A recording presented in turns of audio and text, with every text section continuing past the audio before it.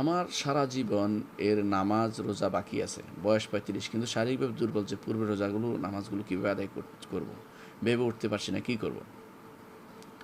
সারা জীবন সালাত আদায় করেননি, তখন আপনি ঈমানদার ছিলেন না, আপনি কাফের ছিলেন। যে ব্যক্তি সালাত আদায় করে না সে কাফের ছিল। কাফের সালাত আদায় করেনি সে সময় সে কাফের। যখন থেকে সে সালাত আদায় করা শুরু করেছে তখন সে ঈমানদার। কারণ সালাত হচ্ছে ঈমানের পরিচায়ক। ঈমানের প্রথম পরিচয় হচ্ছে অন্তরে আসবে, দ্বিতীয় পরিচয় মুখে বলবে, তৃতীয় পরিচয় কর্মকাণ্ডে আসবে, কর্মকাণ্ড হচ্ছে সালাত।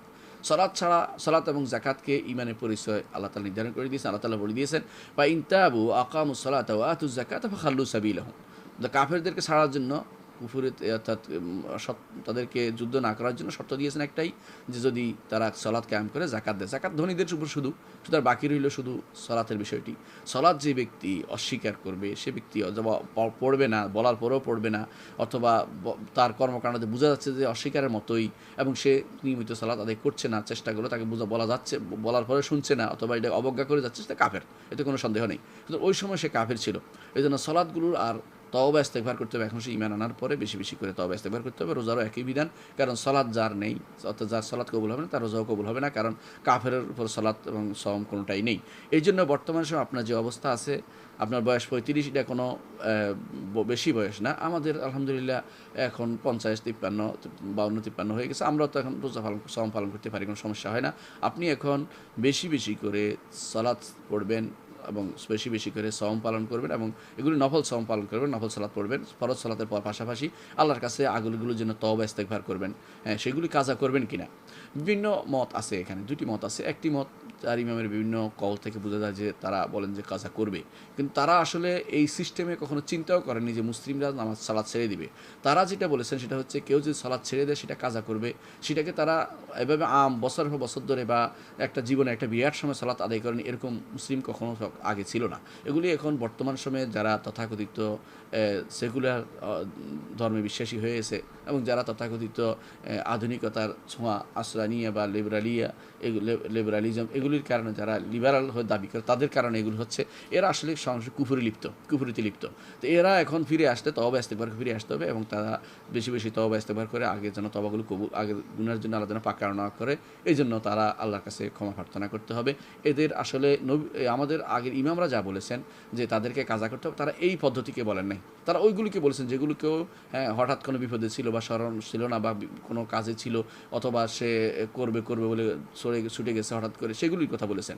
সেগুলি তারা বলেছেন যে এগুলি তাকে কাজা করতেই হবে। কিন্তু বছরের বছর ধরে তারা সালাত আদায় করেনি, তারা নিজেরা ইসলামের বিরুদ্ধে চলেছে, ইসলামের বিরুদ্ধে সমালোচনা করেছে, তারা ইসলামের বিরুদ্ধে ফেসবুক গরম করেছে, আবার ইসলামের বিরুদ্ধে বসে বসে তারা টক শো করেছে, ইসলামের বিরুদ্ধে বিভিন্ন কিছু নিয়ে তারা হাসাহাসি করেছে। এরা ইমানদার কোত্থেকে হলো? এরা কোনোদিন ইমানদার ছিল না, এরা মরে গেলে কাফের, এবং এদেরকে কখনো জানাজা দেওয়া কোনো ইমানদারের জন্য জায়েজ নেই। এরা কাফেরই ছিল, এরা কুফরিতে লিপ্ত। এরা ইমানদার যখন হবে তখন থেকে তারা ইমানদার।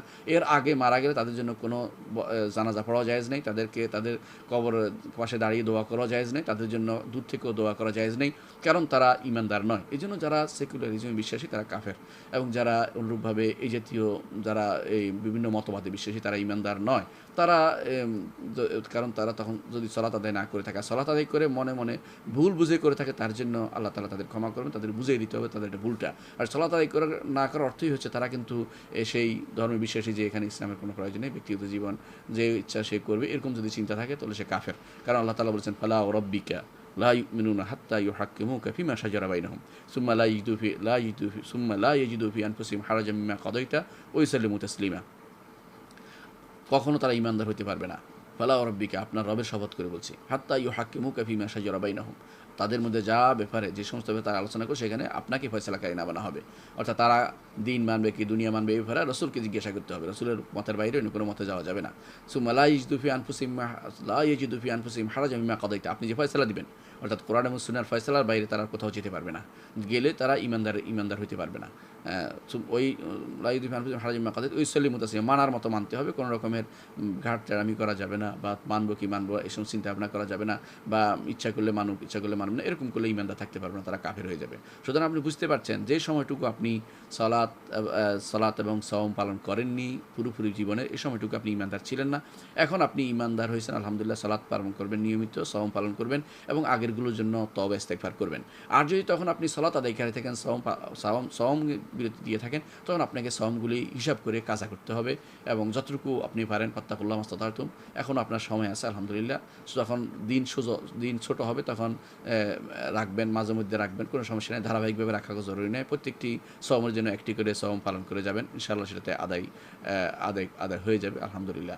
আর যখন শেষ জীবনে আসবে অথবা অসুস্থ থাকবেন, তখন যদি না পারেন তখন সওমগুলোর কাফারা দিবেন। প্রতি সওমের জন্য একজন মিসকিনকে খাওয়াবেন এবং তাকে যদি কোনো খাবার দিয়ে দেন 1 কেজি 20 গ্রাম করে প্রত্যেকে খাবার, এবং তৎপরিমাণ তাদের খাইতে পারে এরকম তার তরকারি দিয়ে দিবেন বা যেটাতে খাইতে পারে এমন জিনিস দিয়ে দিবেন, তাকে সেটা দিয়ে খেয়ে ফেলবে। তাহলে আপনি বুঝতে পারছেন যে যদি সালাত পালনকারী হন, তখন যদি কোনো সওম ছুটে থাকে তখন আপনার এই হুকুম। আর যদি সালাত আপনি মোটেই পড়েন নাই, সওম পালন করেন নাই, তাহলে আপনি তখন ঈমানদারে ছিলেন না। আশা করি বিষয়টি আপনার বুঝে আসছে।